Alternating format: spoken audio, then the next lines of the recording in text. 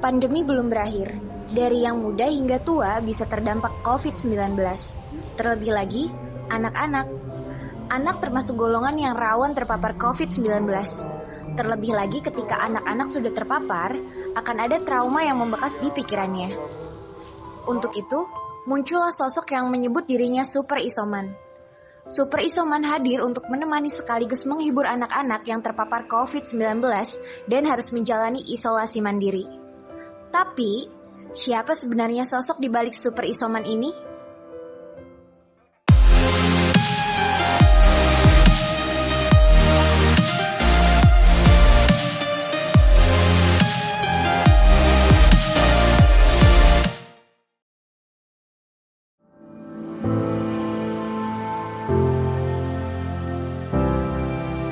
Super Isoman itu dimulai lagi kalau yang isoman ini pas masa-masa meledak Delta ini, Juni Juli ini super isoman. Kalau dulunya superhero peduli corona sejak Februari, bahkan corona belum masuk ke Indonesia. Corona masuk Maret ya. Ada info itu Maret. Presiden ngumumin 2 Maret. Ya. Aku sudah Februari tanggal berapa itu lupa aku. Aku sudah aksi di jalan. Aksi stop corona, sedia payung sebelum hujan, tapi pakai Batman. Dengan tema Batman turun ke jalan menebus dosa kelelawar. Waktu itu kan lagi santer-santernya corona dari kelelawar kan. Waktu itu belum kepikiran muncul ide Super Isoman karena ada orang yang minta dikirimkan nasi berkat, sego berkat itu tak kirim untuk orang tuanya gratis, tapi ternyata dia protes karena pedes, nggak bisa untuk anaknya. Nah, terus dia curhat, selama ini anaknya ditaruh di kamar sendiri karena ibunya kena, bapaknya kena, anaknya enggak. Jadi takut anaknya kena, ditaruh di kamar sendiri. Akhirnya anaknya umur 2 tahun, 3 tahun itu sering ngamuk karena biasanya dikeloni ibunya, dia sendiri. Akhirnya minta tolong saya untuk telepon, untuk mendongeng lewat video call. Saya pakai kostum, anaknya seneng dan nurut. Saya pakai Spiderman, saya punya koleksi dongeng, anaknya tak video call, tak dongengin sampai tertidur, dan akhirnya mau ngerti. Ternyata dia menurut sama superhero daripada orang tua, karena orang tuanya nggak bisa ngeloni, dia marah-marah. Terus tak bilangin, kamu sekarang ada superhero video call gini-gini, nanti ayah ibumu kalau udah sembuh kamu baru bisa dikeloni lagi. Nah itu nurut. Dari situ aku mikir, berarti banyak anak kecil yang masa isoman itu butuh pendamping. Yang dewasa aja 14 hari bosen kan Bang? Isoman 14 hari aja bosen. Apalagi anak-anak kecil kan? Anak-anak kecil tergoda teman-temannya. Terus di kamar main HP terus. Bosen kan? Di kamar main HP terus. Kalau yang 10 tahun ke atas diomongin bisa, kamu lagi sakit, tunggu sampai 14 hari. Tapi yang 3-4 tahun balita nggak sulit kan? Dan mereka saya nggak pengen terkenang nanti. Ini sudah mulai membaik. Nanti kalau sudah membaik keadaan, berapa tahun nanti ke depan dia masih ingat dia coba. Dulu kok ditaruh di rumah 2-3 tahun loh ingatannya. Makanya saya nggak pengen mereka memiliki ingatan yang satu terkungkung, terus bete di rumah, stres. Saya nggak mau. Makanya pas saya datang di sebuah rumah, orang tuanya minta anaknya dihibur, orang tuanya tak kasih sembako dan makanan, anaknya keluar dari rumah tapi ada batas pagar. Aku di luar pagar, itu anaknya senang sekali, terhibur. Terus saya dokumenter, saya upload. Monggo anak-anak yang lain, ibunya yang selama 14 hari anaknya merasa bosan di hari ke-5 apa ke-6, panggil kita aja Super Isoman, kita akan datang menghibur, mendongeng, membawa makanan kesukaan snack, membawa boneka, membawa robot-robotan, mainan, membawa balon. Nah, itu ternyata membuat jembatan untuk anak tidak stres. Dan bahkan ada yang ketagihan, minta lagi, berapa hari lagi suruh datang lagi, kita kasih lagi. Terus sampai sudah selesai isoman. Jadi itu awalnya di sekelurahan dulu, terus melimbang sekabupaten. Terus akhirnya banyak permintaan dari waktu sering saya upload di Instagram, terus lumayan viral, banyak dari luar kota, luar Jawa. Tapi kalau yang luar kota ini virtual super isoman. Jadi kita nggak bisa ngirim apa-apa ke sana jauh. Kita minta nomor teleponnya, kita telepon sampai anaknya seneng, sampai anaknya tidur gitu. Jadi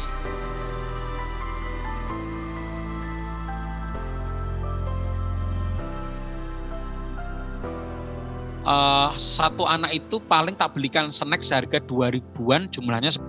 Kan cuma 20.000. Ya. Terus balon tuh 1.000-an, tak bikin sendiri, terus tak kasih cantolannya itu paling 1.500 satu rumah 2 balon. Berapa kan, murah kan? Terus buku dongeng cuma 3.000. Buku dongeng yang tipis, 1 dongeng. Terus mahalnya itu yang ini. Mahalnya itu mendongengnya itu. Jadi psikologisnya itu yang mahal, bukan hadiahnya. Hadiahnya itu kayak gitu, snack-snack itu kan bisa beli juga.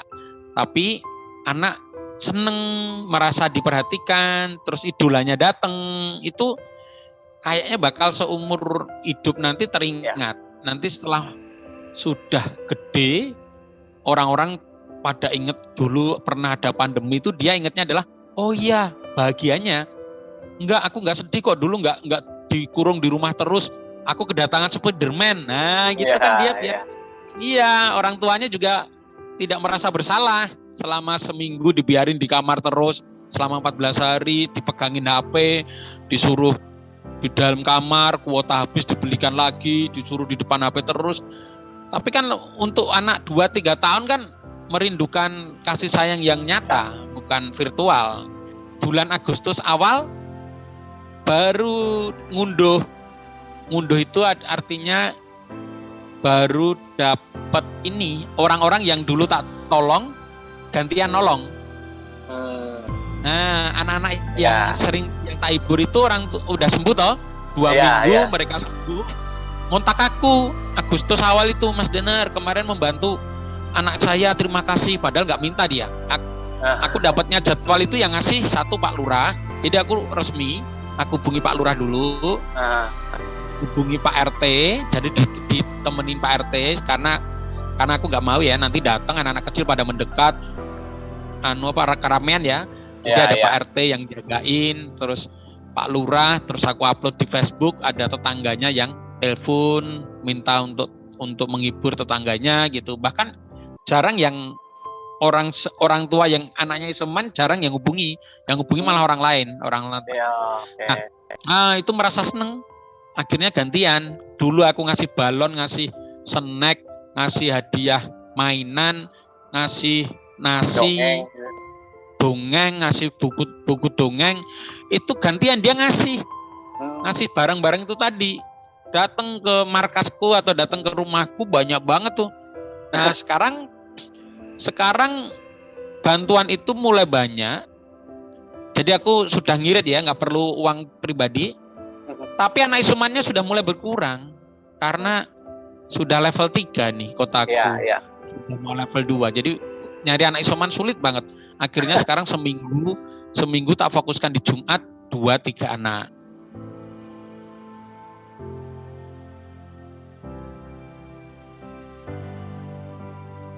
Awalnya dengan istriku tok. Awalnya aku sendiri diboncengin istri, terus relawan-relawanku. Aku kan punya relawan anti narkoba nih. Relawan anak-anak muda yang anti narkoba itu sering nongkrong bareng. Itu akhirnya saya ajak bantu goncengin, terus satu ngasih jalur, terus kadang naik Vespa bareng, unik, seneng pakai Vespa di jalanan itu. Aku udah pakai kostum Spiderman, diboncengin Vespa. Terus iya teman-teman ada yang seneng ikut bukain jalan di depan, kita menuju ke lokasi. 2-3 orang lah paling maksimal sampai 4, jarang sampai 4 sih.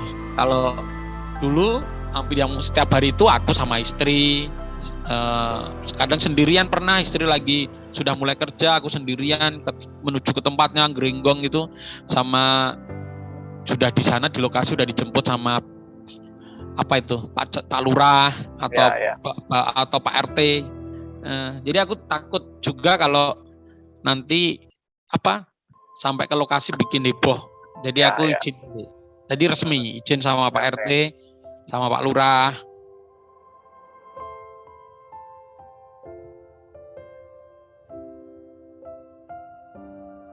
Saat aku jadi pembicara mulai keliling Indonesia, itu pelan-pelan kalau ngisi seminar tak tabung sekarang 20 kostum tapi hilang 3. Hilang dipinjem temen nggak balik.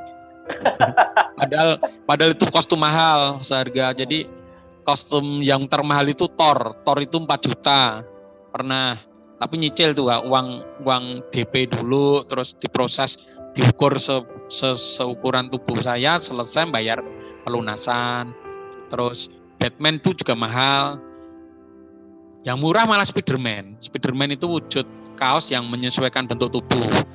Dan ini kostum yang tak pakai ini jadinya orang lihat bikin ketawa karena tidak sesuai dengan aslinya. Perutku kan gemuk. Jadi Spiderman-nya buncit, tapi itu malah yang bikin seneng orang-orang, yang bikin orang seneng kalau lihat superhero yang six pack kotak-kotak itu udah biasa ya kan, di film ada. Ini Spiderman buncit gede banget, perutku aku aja 80 kilo. Wah itu apalagi kalau dulu pernah naik sepeda tandem sama istriku itu Power Rangers pink istriku, aku Power Rangers biru. Wah itu bikin ketawa orang-orang di jalan tuh. Jadi itu kalau yang gede-gede ketawa sih, tapi ada anak kecil yang shock.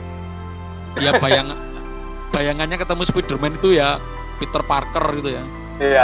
Aku datang itu dia cuma domblong gitu. Ini siapa gitu. Kok beda banget gitu.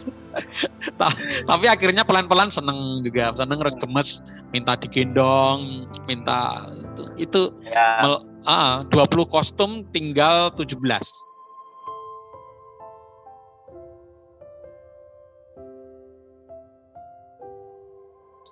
Itu benar kata-kata orang itu ya, tidak sesuatu yang baik itu belum tentu bikin orang lain tuh. Tapi lebih banyak teman daripada yang musuh sih. Ada 1-2 itu dulu aku sempat kurang cuek ya, pernah tak tanggapin. Jadi ada yang pernah bilang aku kurang waras, terus lebeh gitu. Pernah ada yang bilang lebeh gitu. Kalau di depan anak kita memang harus lebeh. Untuk menghibur anak kita kalem ya, anak nggak terhibur kita jaim yang nggak terhibur. Di depan anak kita memang harus lebih.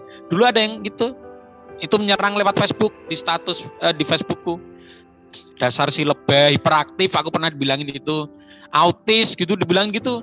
Tapi lebih banyak yang suka daripada yang itu, hanya 1-2 kok. Itu 1-2 banyak yang belain, terus kan dia bikin komentar di statusku lagi aksi apa itu, dia komentar gitu, malah diserang sama yang pro. Yang pro itu yang cinta anak gitu. Itu pada orang itu sudah nggak bisa apa-apain dan saya merasa berarti yang suka lebih banyak. Kenapa aku ini ya memikirkan yang nggak suka, aku pikirin aja yang suka. Apalagi kalau anak kecil. Nah, anak kecil bahagia itu sudah ngalahin apa-apa.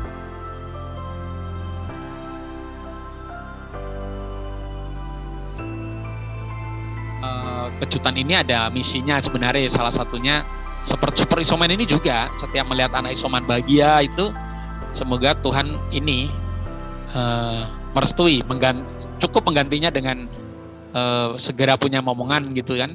Ya. Itu luar biasa. Walaupun aku keluar banyak ya, setiap anak isoman bayangin 30.000 apa 25.000 seharinya bisa 10 anak kali, tapi nggak tahu pasti ada selalu rezeki itu tak sisihkan untuk itu, dapat rezeki lagi, jualan lancar, dagangan lancar gitu. Jadi apa ya, dilancarkan Gusti Allah gitu Ya, untuk amin. karena untuk anak-anak. Amin gitu. Ya, amin. Ya, saya ada Berharap, misi pengen ya. berharap Misi. itu kebahagiaan anak itu karena saya penggemar anak juga, terus kedua juga pengen segera memiliki omongan sama istri gitu. Kadang istri saya juga seneng gitu. Terus oh ya kemarin super yatim itu, super isoman peduli yatim itu sudah berhasil mencarikan 2 anak, mencarikan ibu asuh. Jadi ada anak yang meninggal orang tuanya, saya datengin bahagia banget. Terus saya upload ya, terus ada yang lihat, ternyata ada pengusaha kaya di Solo, wanita, tapi belum punya anak. Akhirnya minta anaknya tersebut menjadi anak asuh, tidak dibawa tapi dibiayai sekolahnya sampai dewasa nanti. Orang tuanya karena masih belum boleh, jadi diwujudkan itu. Jadi alhamdulillah bisa mencarikan orang tua asuh